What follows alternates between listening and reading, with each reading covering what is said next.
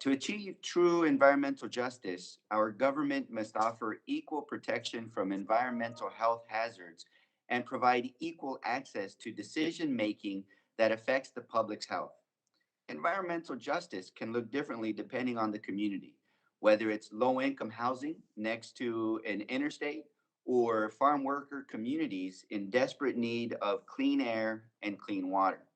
In the eastern Coachella Valley, where I grew up initially in a farm worker trailer park, my constituents face numerous and staggering environmental justice challenges. For decades, trash companies illegally dumped human waste at a site known as Mount San Diego in my district.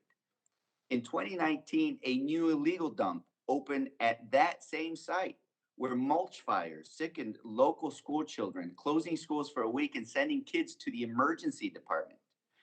Lax environmental enforcement allowed these hazards to persist at the expense of my constituents' health.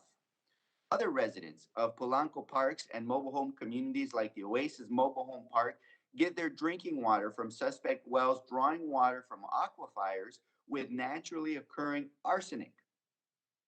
True environmental justice means that our government is looking out for these communities with the same intensity as they would for those with money, access, and power.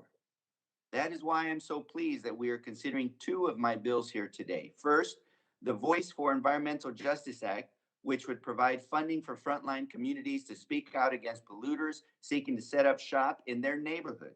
This bill is included in the Clean Future Act under Section 602 and 610.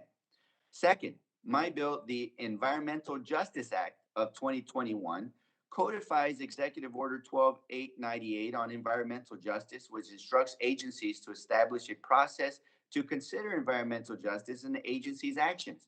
And it also requires consideration of cumulative impacts in certain clean air and clean water permitting decisions.